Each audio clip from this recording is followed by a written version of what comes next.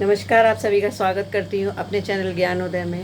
तो जैसा कि आप सभी लोग जानते हैं कि अब भक्ति काल लगभग कंप्लीट हो चुका है। अभी मैं इसमें आपको कुछ महत्वपूर्ण कवियों के वीडियो ज़रूर दूंगी, जैसे कि कबीर हो गए या सूरदास हो गए। अभी कुछ कवियों के जीवन परिचय ज़रूर रह गए हैं, अदरवाइज मैक्सिमम कंप्लीट हो ही चुका है। ठीक है, ट्रिक्स भी सभी कंप्लीट हो चुकी हैं। और आज मैंने टेलीग्राम पर भी आपको निर्गुण भक्ति काव्य की जो पीडीएफ है वो दी है, तुलसीदास का जीवन परिचय की पीडीएफ दी है। इसके अलावा रामचरितमानस और सूफी काव्य धारा, इसके अलावा इम्पोर्टेंट क्वेश्चंस की जो पीडीएफ है वो मैं आपको जल्द से जल्द देने की कोशिश करूँगी। एक्चुअली आपको जैसा पता ही है कि होम टाउन गई हुई थी, फिर सफ़र से आई, उसके बाद फिर सब कुछ मैनेज करना। आपको पता है कि आजकल मेड भी नहीं आ रही हैं, तो एक वही है कि आप समझते हैं ना कि हम लेडीज़ को सभी चीज़ें मैनेज करनी पड़ती हैं, है ना। अपना घर भी मैनेज करना है और अपना बिजनेस व्यवसाय भी मैनेज करना है। जो भी हमने ठान रखा है कि हमें करना है, उसके लिए भी हमें प्रयास करते रहना है। तो ये सब चीज़ें मैनेज करने में थोड़ा सा टाइम लगता है। तो सब कुछ थोड़ा सा टाइम लगा मुझे, अभी 2 दिन का। काफ़ी दिन बाद घर पर आई तो कुछ चीज़ें सब, मतलब आप समझते हैं कि घर की क्या हालत हो जाती है अगर बाहर चले जाओ, तो वो सब चीज़ें मैनेज करने में। फिर आपको पता है कि ऑनलाइन क्लासेस इस समय चल रही हैं बच्चों की, तो उनका होमवर्क वगैरह ये सारी चीज़ें सब कंप्लीट करवाया, तो काफ़ी टाइम मतलब मेरा स्पेंड हो गया इन सब चीज़ों में, मैं समय नहीं निकाल पाई। तो अब जो है आज से मैं फिर से स्टार्ट कर रही हूँ।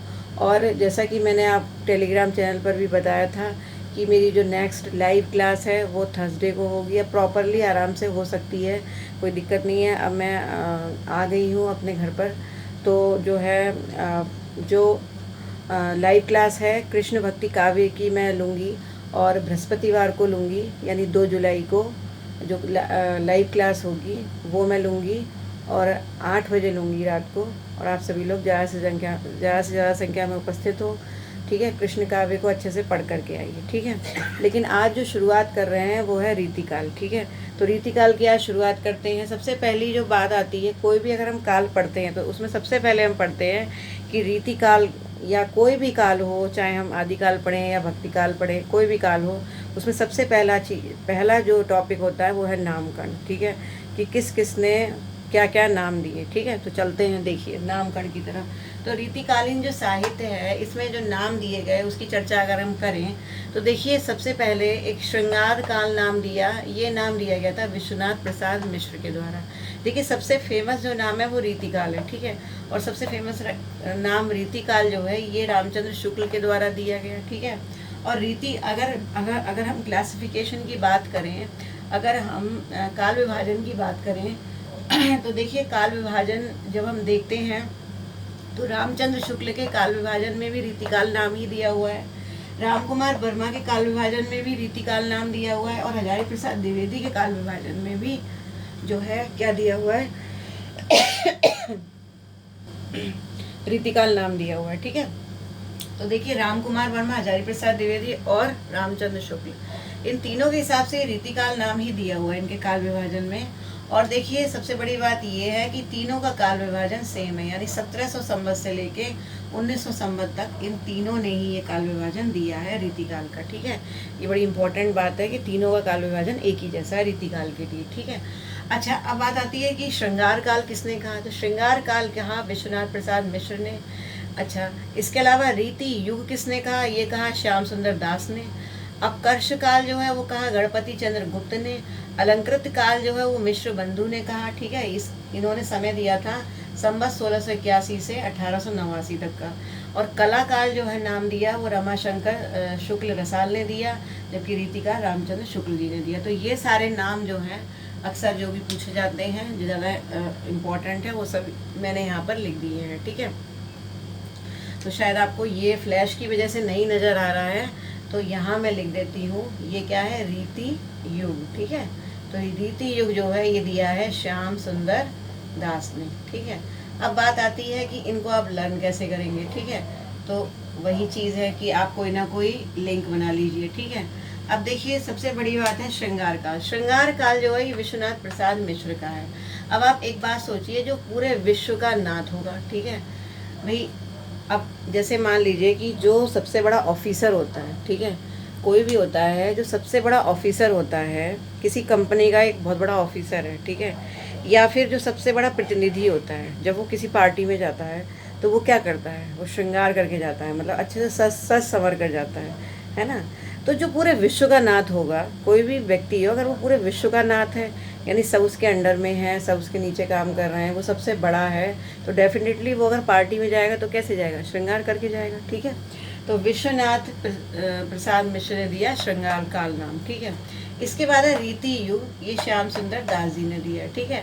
तो इसको तो आपको इतना कोई विशेष ट्रिक की ज़रूरत नहीं है, मेरे ख्याल से आप इसको ऐसे ही लर्न कर सकते हैं कि रीति काल जब रामचंद्र शुक्ल ने दिया। देखिए जो कॉमन नेम है, चाहे आदिकाल हो, चाहे वीरगाथा काल हो, या रीति काल हो, जितने भी कॉमन नेम हैं जो हम आमतौर पर बोलते हैं, किसी भी काल के जो कॉमन नेम होते हैं, वो सभी नाम जो है रामचंद्र शुक्ल ने दिए, यानी रामचंद्र शुक्ल जी के दिए हुए जो नाम है उन्हीं को मान्य रखा गया है, ठीक है, उन्हीं को हम कॉमनली हम यूज़ करते हैं, ठीक है। आप इतना ध्यान रखिए। तो डेफिनेटली रीति का रामचंद्र शुक्ल ने दिया है। और रामचंद्र शुक्ल, आपको मालूम है राम और श्याम दोनों एक ही जैसे हैं, मतलब दोनों ही विष्णु भगवान के रूप हैं। तो राम ने दिया रीति काल और श्याम ने क्या दे दिया, श्याम ने दे दिया रीति युग, यानी केवल युग लगा दिया उन्होंने, ठीक है। तो इस तरह से आप लर्न कर सकते हैं। इसके बाद आता है अपकर्ष काल, ठीक है। अपकर्ष काल जो है वो गणपति चंद्र गुप्त का दिया हुआ है। अब आप इसको लर्न कैसे करेंगे, देखिए गणपति चंद्र गुप्त। अब देखिए गणपति किसको कहते हैं, गणपति कहते हैं गणेश भगवान को, ठीक है। और चंद्र का मतलब चंद्रमा होता है, और गुप्त का मतलब यानी कि छुप जाना, ठीक है। अब सोचिए कि गणेश भगवान जो हैं, ये माना जाता है कि सबसे पहली पूजा गणपति की होती है, ठीक है। प्रथम पूज्य कौन होते हैं, गणपति होते हैं। लेकिन अगर कभी ऐसा हो जाए कि गणपति जो है वो चंद्रमा में छुप जाए, यानी चंद्रमा में जाकर के गुप्त हो जाए, ठीक है, चंद्रमा में जाकर छुप जाए, तो प्रथम पूज्य क्या होगा, प्रथम पूज्य तो छुप गया।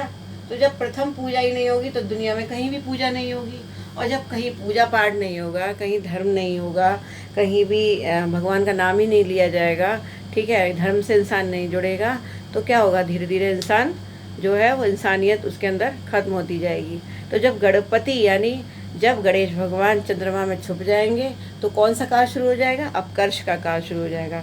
हालांकि ऐसा कुछ होगा नहीं, ये सब मैं मनगढ़ंत बातें बोलती हूँ, मैं आपको पहले भी बता चुकी हूँ, ये कुछ भी सोचने की ज़रूरत नहीं है।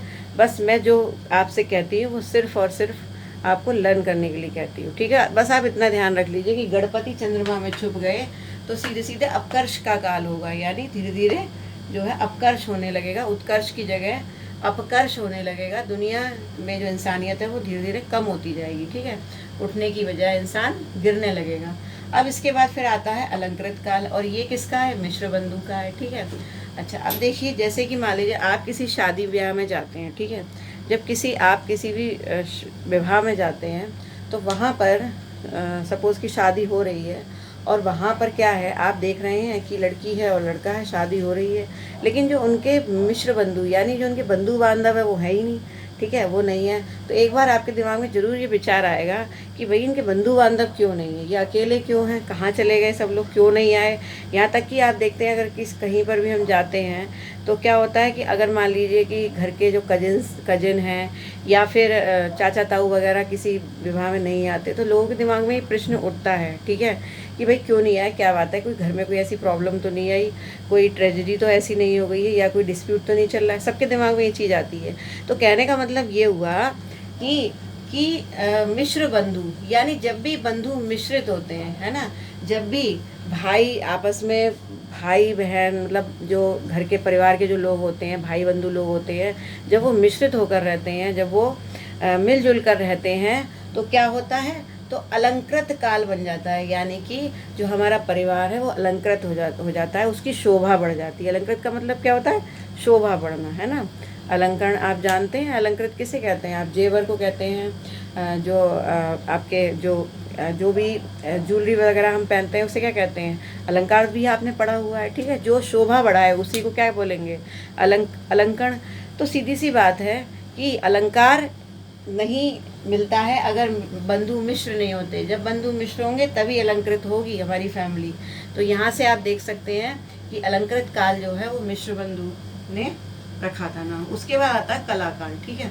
कलाकाल जो है वो रामचंद्र शुक्ल रसाल का है। अब इसकी ट्रिक तो मुझे जो है मैंने कभी याद भी नहीं करी, और ऐसे ही मुझे लर्न थी। हाल मैक्सिमम चीज़ें मुझे ऐसे ही लर्न है, ट्रिक की ज़रूरत नहीं पड़ती। लेकिन मैक्सिमम मेरे पास जो जितने भी जो भी वो आते हैं, कमेंट्स आते हैं, वो सब यही, सबकी एक ही बात होती है। मैक्सिमम मतलब 99% लोग ये कहते हैं कि जो भी पढ़ाइए ट्रिक से पढ़ाइए, ठीक है। तो इसलिए मैंने आपके लिए एक ट्रिक बना दी है, शायद आपको पसंद आ जाए और आपको याद भी हो जाए। तो देखिए मैंने इस तरह से ट्रिक बनाई है कि इसमें क्या वर्ड आ रहा है, रसाल। देखिए रसाल जो है रमा शंकर शुक्ल रसाल के आगे ही लगता है रसाल, ये आपको पता है, ठीक है। और रसाल यानी रसाल का मतलब होता है जो रस से भरा हो, और रस से भरा क्या होता है, आम होता है, ठीक है। और कला, यहाँ पर क्या वर्ड है, कला। अच्छा आप देखिए, जब आप छोटे थे, जब आप छोटी छोटी कक्षाओं में पढ़ते थे, आप फर्स्ट सेकंड थर्ड में जब आप पढ़ते थे, तो सबसे पहले आपको कला की कक्षा में आम बनाने को दिया जाता था। शायद आपको याद आ रहा होगा, बचपन की यादें आज मैं आपको याद दिला रही हूँ कि जब भी आप पहली कक्षा में गए होंगे तो मैडम ने क्या बनवाया होगा, एक आर्ट फाइल में मैम कह रही थी कि आम बनाओ, ठीक है। तो आम से हमें शेप बनाना जो है, शेप बनाने की शुरुआत होती थी आम से। तो जब हम कला के पीरियड में जाते हैं तो हमसे क्या बनवाया जाता है, रसाल यानी आम बनवाया जाता है। तो इस तरह से आप लर्न कर सकते हैं कलाकार, ठीक है। तो ये जो कुछ ट्रिक्स थी, इससे आपको नामकरण याद हो जाएगा, ठीक है। अब इसके बाद सेकेंड जो चीज़ है वो है रीति का अर्थ। रीति का अर्थ क्या होता है, आपको मालूम है कि रीति संप्रदाय के प्रवर्तक जो वो बामन थे, ठीक है। आप देख सकते हैं, अगर आपको जो है रीति संप्रदाय के बारे में पढ़ना है तो मेरे काव्य शास्त्र की जो मेरी प्लेलिस्ट है, मैंने कोई भी वीडियो डिलीट नहीं किया है, ठीक है। एक दो बच्चों के मेरे पास मैसेज आया कि मैम आपने पुराने वीडियोस को डिलीट कर दिए, तो मैंने कोई भी वीडियोस डिलीट नहीं किए हैं। बस जो मैंने वहाँ पढ़ाया वो मैं यहाँ भी पढ़ा रही हूँ। बस अंतर सिर्फ इतना है कि वहाँ मैंने ऑन पेपर पढ़ाया था, यहाँ मैं बोर्ड पर पढ़ा रही हूँ, आपके सामने रिप्रेजेंट होती हूँ, ठीक है। और अगर आपको रीति संप्रदाय पढ़ना है तो आप जो है मेरे काव्य शास्त्र के वीडियोज़ में यानी प्लेलिस्ट में जाइए, वहाँ पर रीति संप्रदाय को पढ़ लीजिए। रीति का क्या अर्थ होता है, रीति के बारे में कौन कौन से विद्वानों ने क्या बातें दी हैं, ठीक है। तो आपको और अच्छे से समझ में आ जाएगा। क्योंकि अभी मैं काव्य शास्त्र नहीं पढ़ा रही हूँ, अभी मैं केवल रीति काल आपको पढ़ा रही हूँ। तो रीति काल के अंतर्गत सिर्फ आपको एक छोटा सा अर्थ पता होना चाहिए कि रीति का मतलब क्या होता है, ठीक है। देखिए रीति का मतलब होता है, ये वीडियो भी मैंने दे चुकी हूँ आपको, पुराने वीडियोज़ में मैं अपनी नई प्लेलिस्ट में ये वीडियो भी ऐड कर दूँगी, ठीक है। तो देखिए जो बामन थे, ठीक है, उन्होंने क्या कहा, उन्होंने कहा कि रीतिरात्मा काव्यस्य, यानी कि जो काव्य है उसकी आत्मा क्या होती है, उसकी आत्मा रीति है। यानी अगर कोई काव्य बिना रीति के लिखा जाए तो वो काव्य नहीं है, क्योंकि वास्तव में काव्य की आत्मा रीति में ही छिपी होती है। अब चलिए ये तो एक उन्होंने जो एक कोटेशन दी वो हम लर्न कर लेते हैं, लेकिन वास्तव में रीति है क्या, ठीक है। रीति का मतलब होता है तरीका, ठीक है। जैसे कि मान लीजिए कि आप किचन में काम करते हैं या फिर आप कोई भी काम करते हैं, आप देखिए आपके घर में 4 लोग हैं और सबका खाना बनाने का तरीका अलग है। एक ही सब्जी 4 लोग अलग अलग तरीके से बनाते हैं, सबका टेस्ट भी अलग अलग होता है, ठीक है। इसी तरह से आपको अगर कोई भी एक क्रिएटिविटी दी जाती है, मान लीजिए कोई मैंने क्रिएटिविटी आपको दी, ठीक है, और मेरे सामने 4 लोग बैठे हैं, तो चारों लोग कुछ ना कुछ अलग जरूर करेंगे, क्योंकि इस दुनिया में सभी लोग कैसे हैं, अलग अलग हैं, ठीक है। तो हालांकि चीज़ एक ही होगी, लेकिन 4 लोग उस पर 4 तरीके से काम, मतलब अपने अपने तरीके से काम करेंगे। क्यों? क्योंकि सभी का तरीका कैसा होता है, अलग अलग होता है, ठीक है। जैसे मेरा पढ़ाने का तरीका अलग है, कोई और टीचर होगा उसका पढ़ाने का तरीका अलग होगा, हालांकि सब हैं टीचर ही। तो कहने का मतलब ये हुआ कि रीति का मतलब क्या है, तरीका, ठीक है। तो रीति जो है वास्तव में तरीका है, काव्य को लिखने का तरीका। ये तो मैं सिर्फ आपको साधारण शब्दों में समझा रही हूँ। हालांकि रीति के जो परिभाषाएं दी गई हैं वो अलग अलग विद्वानों ने अलग अलग परिभाषाएं दी हैं। तो जितनी संस्कृत वाली परिभाषाएं हैं वो मैं आपको काव्य शास्त्र में करवा चुकी हूँ, आप देख सकते हैं वहाँ जाकर। और आगे भी जब काव्य शास्त्र पढ़ाऊँगी तो और अच्छे से उनको समझा दूँगी, क्योंकि काव्य शास्त्र यहाँ नहीं, हम अपने विषय से भटक जाएंगे, इसलिए मैं यहाँ नहीं बता रही हूँ। लेकिन जो जितने भी रीतिकालीन कवि हैं उन्होंने रीति के बारे में जो बात कही है वो मैं आपको ज़रूर बताऊँगी, ठीक है। तो चलते हैं, ठीक है, मैं बताती हूँ क्या क्या बातें कही हैं, क्या बात कही रीति के विषय में रीतिकालीन कवियों ने, ठीक है। तो देखिए अब मैं बताती हूँ आपको कि किन किन कवियों ने, जो हमारे हिंदी के रीतिकाल के कवि हैं, उन्होंने क्या क्या कहा रीति के बारे में, क्योंकि ये अक्सर लाइंस जो है दे दी जाती है, पंक्तियाँ एग्जाम्स में, और पूछ लिया जाता है कि किसकी पंक्तियाँ हैं, तो ये पता होना चाहिए हमें, ठीक है। तो देखिए सबसे पहले आते हैं चिंतामणि। चिंतामणि ने दो बातें कही। चिंतामणि ने कहा कि जो रीति है वो काव्य का स्वभाव है, ठीक है। चिंतामणि ने क्या कहा कि जो रीति है वो काव्य का स्वभाव है। देखिए अगर आपको ये लर्न नहीं होती हैं ये पंक्तियाँ, तो आप ऐसे लर्न करिए कि चिंता क्या है। चिंता स्वभाव होता है इंसान का, ठीक है। हर इंसान के मन में कोई ना कोई चिंता जरूर होती है। तो चिंता क्या है, स्वाभाविक है, यानी चिंता किसी भी व्यक्ति का स्वभाव होता है। तो बस इतना ध्यान रखिए कि चिंतामणि ने काव्य का स्वभाव कहा रीति को, ठीक है। तो देखिए उन्होंने कहा बरनी रीति स्वभाव ज्यो वृत्ति वृत्ति सी मित्र, यानी जो रीति है उसको कैसे वर्णन किया जा सकता है, वो वास्तव में स्वभाव है। वो वास्तव में क्या है, स्वभाव है। और कैसे स्वभाव है, ज्यो वृत्ति वृत्ति सी मित्र, जैसे कि जो मिलती है मित्र की तरह, ठीक है। जो हमें बार बार मित्र की तरह मिलती है, जैसे हमारे मित्र होते हैं वो हमारे स्वभाव के होते हैं, उसी तरीके से रीति वास्तव में एक स्वभाव है। और कोई भी कवि होता है वो अपने स्वभाव के अनुसार ही अपने लिखने की, अपनी कविता की रीति को बनाता है, ठीक है। तो ये बात कही किसने, चिंतामणि ने। उसके बाद फिर क्या है, देव कवि। देव कवि ने काव्य का द्वार कहा रीति को, ठीक है।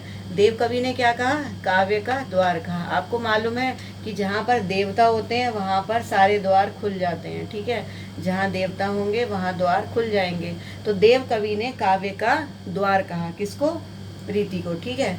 इसके अलावा जो दूल्हा कवि थे, दूल्हा कवि ने कहा थोरे क्रम क्रम ते कही अलंकार की रीत, ठीक है। उन्होंने कहा कि वास्तव में जो उन्होंने रीति को अलंकार से जोड़ दिया, ठीक है। उन्होंने कहा कि जब अलंकार को क्रम क्रमते यानी धीरे धीरे कहा जाता है, अलंकार को, अलंकार क्या होते हैं, काव्य की शोभा बढ़ाने वाले तत्व, यानी उनको जब धीरे धीरे कहा जाता है, अलंकार जब धीरे धीरे प्रयोग करे जाते हैं काव्य में, तो वो वास्तव में रीति के अंतर्गत आ जाते हैं। यानी उन्होंने अलंकार को ही काव्य की रीति बता दिया, किन्होंने, दूल्हा कवि ने, ठीक है। उसके बाद फिर क्या है, छंद रीति समझे नहीं बिनु पिंगल के ज्ञान, ठीक है। छंद रीति समझे नहीं बिनु पिंगल के ज्ञान, ये बात जो कही थी ये सोमनाथ ने कही थी, ठीक है। आप लिख लीजिए, मैं लिखना भूल गई थी। तो ये बात सोमनाथ ने कही। उन्होंने कहा कि छंद की रीति, उन्होंने छंद रीति पर विचार किया, ठीक है। देखिए उन्होंने पिंगल भाषा को अधिक अधिक जो है महत्व दिया। उन्होंने कहा अगर पिंगल का ज्ञान हमें नहीं होगा, आपको मालूम है दो भाषाएं होती हैं आदिकाल में, एक डिंगल और एक पिंगल, ठीक है। तो पिंगल कैसी होती है, ब्रज भाषा मिश्रित भाषा होती है। तो जो अपभ्रंश होती है, अगर हम उसमें ब्रजभाषा को मिश्रित कर देंगे तो वो पिंगल बन जाती है, ठीक है। और वो जो मीठी बोली होती है, तो उन्होंने कहा कि बिना पिंगल के ज्ञान के हम छंद को समझ ही नहीं सकते, छंद की रीति को नहीं समझ सकते। इसका मतलब उन्होंने रीति को सीधे सीधे किससे जोड़ दिया, छंद से जोड़ दिया, और छंद को किससे जोड़ दिया, सीधे सीधे पिंगल भाषा से जोड़ दिया, ठीक है। ये जो देखिए ये पंक्तियाँ किसी भी तरीके से घुमा फिरा के आपसे पूछी जा सकती है, इसलिए इनका अर्थ भी आपको पता होना चाहिए। तो ये बात किसने कही थी, सोमनाथ ने कही थी, ठीक है। फिर उसके बाद आगे चलते हैं, फिर है काव्य की रीति सीखी सुकवीनते देखी सुनी बहुलोक की बातें। मोस्ट इम्पोर्टेंट, बहुत ही इम्पोर्टेंट पंक्तियाँ हैं ये और एक ये, ठीक है। अक्सर पूछे जाते हैं काव्य का द्वार ये, ठीक है। तो काव्य की रीति सीखी सुकवीनते, तो भिखारी दास जी ने क्या कहा कि देखी सुनी बहुलोक की बातें, मतलब हमने बहुत से लोगों की बातें सुनी हैं, हमने बहुत सी बातें सुनी, लेकिन वास्तव में काव्य की रीति सीखी सुकवीन से। लेकिन जो काव्य की रीति है वो हमने सुकवियों से ही सुनी है, यानी दुनिया में हमने बहुत सारी चीज़ें देखी और सुनी, लेकिन वास्तव में रीति जो है वो सुकवि ही बखान कर सकते हैं। सुकवि का मतलब अच्छे कवि, जो अच्छा लिख सकते हैं, सिर्फ वही बखान कर सकते हैं, जो कि वास्तव में विद्वान कवि होते हैं वही बखान कर सकते हैं, ठीक है। तो ये भिखारी दास का हो गया। उसके बाद है रीति सुभाषा कवित्व की वर्णत बुध अनुसार। चिंतामणि ने क्या कहा कि रीति जो होती है वो सुभाषा, उन्होंने सुभाषा का, भाषा नहीं कहा, उन्होंने सुभाषा का, यानी अच्छी भाषा, उन्होंने भाषा से जोड़ दिया किसको, रीति को। यानी रीति वास्तव में एक भाषा की तरह उन्होंने बताया। अब सीधी सी बात है, देखिए कोई भी कविता होती है, आपके सामने भी जब कोई कवि अपनी कविता सुनाता होगा तो उसकी जो रीति होती है, उसकी कविता को कहने की रीति, लिखने की रीति के अनुसार ही वो आपको अच्छी लगती है ना। कई बार ऐसा होता है कि कवि ने कविता बहुत अच्छी है लेकिन उसको रिप्रेजेंट नहीं कर पा रहा है सही से, है ना। या फिर ये होता है कि रिप्रेजेंटेशन तो अच्छा दे रहा है, आवाज़ अच्छी है, लेकिन कविता में कोई राइमिंग नहीं है, कविता में कोई छंद नहीं है अच्छा बना हुआ, ठीक है, ऐसा हो जाता है। तो रीति होना बहुत ज़रूरी है, तरीका होना बहुत ज़रूरी है, ठीक है। तो इसीलिए उन्होंने सुभाषा कहा। रीति क्या है? सुभाषा है, एक अच्छी भाषा है, किसकी? कविता की। वर्णत बुद्ध अनुसार, जिसको कोई भी कवि अपनी बुद्धि के अनुसार वर्णन करता है, ठीक है। ये बात किसने कही? चिंतामणि ने। उसके बाद अपनी अपनी रीति के काव्य और कवि रीति, देव कवि ने कहा कि अपनी अपनी रीति के काव्य और कवि रीति, यानी हर व्यक्ति, हर कवि की अपनी अपनी रीति होती है और अपनी अपनी रीति का काव्य होता है। यानी हम किसी को किसी से कंपेयर नहीं कर सकते, हर किसी व्यक्ति की अपनी रीति होती है लिखने की और वो अपना ही काव्य लिखता है, ठीक है। उसके बाद है रीति हिंदी में लक्षण ग्रंथों के रूप में प्रयुक्त हुई थी, ठीक है। देखिए मैंने अब इतनी सारी अभी परिभाषाएं बताई, ये तो सिर्फ मैंने हिंदी वाली बताई है। जब हम संस्कृत में जाएंगे तो बहुत सारी परिभाषाएं बनेंगी, वो आप रीति संप्रदाय में जाकर देख सकते हैं मेरे काव्य शास्त्र के वीडियोज़ में। तो हिंदी की मैंने बताई, लेकिन अगर हम हिंदी साहित्य की बात करें तो वास्तव में रीति संप्रदाय जो वो लक्षण ग्रंथों के रूप में प्रयुक्त होता है, ठीक है। मतलब ये माना जाता है कि जो रीति कवि थे उन्होंने कोई ना कोई एक लक्षण उठा लिया, जैसे किसी ने अलंकार उठा लिया, किसी ने रस ले लिया, ठीक है, किसी ने कुछ ले लिया, किसी ने कुछ ले लिया। तो कहने का मतलब ये एक रीति छांट ली, जैसे केशव दास थे, ठीक है। केशव दास जैसे उन्होंने लिखा छंदों का अजायब घर रामचंद्रिका, तो अब उन्होंने छंदों की रीति ले ली, है ना। तो किसी ने अलंकारों का ज़्यादा प्रयोग किया तो उन्होंने अलंकारों की रीति ले ली। तो कहने का मतलब है अपनी अपनी हर किसी की रीति होती है और उसी के आधार पर उस काव्य का लक्षण ग्रंथ बन जाता है, ठीक है। तो लक्षण ग्रंथ के हिसाब से जो है, लक्षण ग्रंथ के आधार पर ही हिंदी साहित्य में रीति की जो अवधारणा है वो मानी गई है, ठीक है, ली गई है। तो ये कुछ बातें थी मैंने आपको बताया रीति के विषय में, ठीक है। अब 2-3 बातें छोटी छोटी और हैं जो आपको पता होनी चाहिए, वो भी मैं बता देती हूँ आपको, तो देख लीजिए। इसके बाद देखिए, इस रीति काव्य को जो दरबारी काव्य भी कहते हैं, ठीक है, एक ये बात है। इसके अलावा जो विश्वनाथ प्रसाद मिश्र थे, ठीक है, यहाँ पर क्या लिखा है? विश्वनाथ प्रसाद मिश्र, ठीक है। आप मैंने शॉर्ट में लिख दिया, आप देख लीजिए, फ्लैश की वजह से आपको दिखाई दे रहा। तो विश्वनाथ प्रसाद मिश्र और भागीरथ मिश्र, इन दोनों ने केशव दास को हिंदी रीतिकाल का प्रवर्तक कहा है। हालांकि रीतिकाल के प्रवर्तक कौन थे? रीति के संप्रदाय के प्रवर्तक तो वामन थे, वो संप्रदाय की बात थी। लेकिन अगर हिंदी रीतिकाल की बात करें तो जो विश्वनाथ प्रसाद मिश्र हैं और भागीरथ मिश्र हैं, उन्होंने केशव दास को प्रवर्तक माना, जबकि रामचंद्र शुक्ल ने चिंतामणि को जो है वो प्रवर्तक माना है, ठीक है। ये 2 बातें इंपॉर्टेंट हैं जो आपको पता होनी चाहिए, अक्सर परीक्षाओं में पूछी जाती हैं, इसलिए मैंने आपको बता दी हैं, ठीक है। तो ये आपको पता होनी चाहिए। और इसके अलावा कुछ बातें और भी हैं जो कि इम्पॉर्टेंट हैं, मैं बताती हूँ आपको। एक क्वेश्चन यहाँ से ये बनता है, अगर नामकरण या काल विभाजन की बात करें, कि जो ग्रियर्सन थे उन्होंने जो अपना काल विभाजन किया था, तो उनका जो 7वां काल विभाजन था, 7वें काल विभाजन में उन्होंने क्या नाम दिया था? तो उन्होंने लिखा था, उन्होंने नाम दिया था रीति काव्य, ठीक है। तो ग्रियर्सन ने इसका नाम क्या दिया था? रीति काव्य, रीति काल नहीं, रीति काव्य करके नाम दिया था। और ये उनका कौन सा अध्याय था? 7वां अध्याय था। उनका जो काल विभाजन था उसका 7वां। अगर आपके पास उपकार की बुक है तो आप जरूर देखिए, 7वें नंबर पे क्या दे रखा है आपको? रीति काव्य दे रखा है। तो ग्रियर्सन ने रीति काव्य नाम दिया, ये आपको पता होना चाहिए, आप नोट कर लीजिए। अच्छा, कभी कभी एक क्वेश्चन और भी पूछा जाता है कि ऐसे कौन से विद्वान हैं जिन्होंने रीति काव्य के कवियों को आचार्य नहीं माना, सिर्फ कवि ही माना, ठीक है। उन्होंने रीति काव्य के जो कवि थे उनको कवि आचार्य नहीं माना, केवल कवि माना, ठीक है। आचार्य नहीं माना, केवल कवि माना। तो वो कौन थे? रामचंद्र शुक्ल, आप नोट कर सकते हैं, ठीक है। ऐसे कौन से विद्वान हैं जिन्होंने जो है आचार्य नहीं माना बल्कि कवि माना है, रीति काव्य के जितने भी रचनाकार थे उनको, ठीक है। तो वो कौन थे? रामचंद्र शुक्ल। जबकि जो नगेंद्र थे, ठीक है, नगेंद्र ने जो रीति काल के रचनाकार थे उनको कवि शिक्षक आचार्य माना था। उन्होंने क्या कहा? उनको कवि शिक्षक आचार्य, ठीक है। तो कुछ मैंने बिंदु आपको बता दिए, आप नोट कर लीजिए। अच्छा, एक चीज़ और मैं बताना भूल गई थी कि जो डॉक्टर नगेंद्र थे उन्होंने भी केशव दास को ही माना था। यानी चाहे इनका नाम आए या इनका नाम आए या इनका नाम आए, तीनों ने ही केशव दास को प्रवर्तक माना था।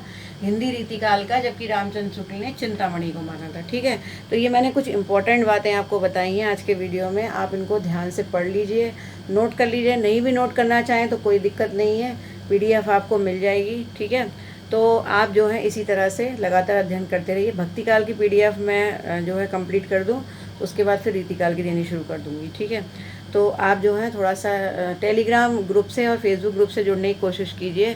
अगर आपको थोड़ा सा मटेरियल चाहिए तो ज़रूर मिलेगा आपको, लेकिन आपको जुड़ना पड़ेगा उससे। ठीक है, जो भी मेरा वीडियो देख रहे हैं, जो भी लेटेस्ट वीडियो जिस समय आपको दे रही हूँ, उसके डिस्क्रिप्शन बॉक्स में आपको टेलीग्राम का और वीडियो और फेसबुक ग्रुप का लिंक मिल जाएगा। इसके अलावा कमेंट बॉक्स में भी आपको लिंक मिल जाएगा, तो आप वहाँ से जो है मुझसे जुड़ सकते हैं। टेलीग्राम चैनल से मेरे और फेसबुक ग्रुप से आप आसानी से जुड़ सकते हैं, जहाँ से आपको कुछ ना कुछ जानकारी जो है वो मिलती रहेगी।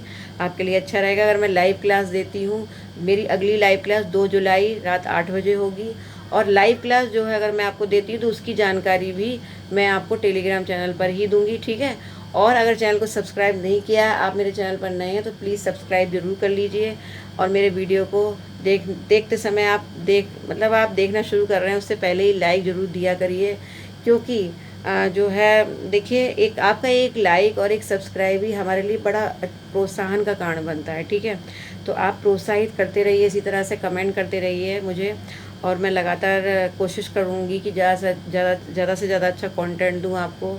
कोशिश करूँ कि मैं किसी भी तरह से आपकी सफलता में, आपके लक्ष्य की पूर्ति में, चाहे अपने आप को मैं बहुत तुच्छ मानती हूँ, मुझे नहीं पता कि मैं क्या कर रही हूँ और क्यों कर रही हूँ, लेकिन मेरा इतना मानना है, अगर थोड़ा सा भी योगदान मैं अगर आपकी सफलता के लिए या आपके सपनों को पूरा करने में दे पाई, तो इससे बड़ी बात मेरे लिए और कुछ नहीं होगी। तो इसी तरह से लगातार लगे रहिए, खुशी से पढ़िए, मन से पढ़िए। तो फिर मिलती हूँ नेक्स्ट वीडियो में, और नेक्स्ट वीडियो में मैं आपको रीतिकाल की जो विशेष परिस्थितियाँ थी और उसकी प्रवृत्तियाँ थी, वो आपको नेक्स्ट वीडियो में पढ़ाऊँगी। तो फिर मिलती हूँ नेक्स्ट वीडियो में। नमस्कार।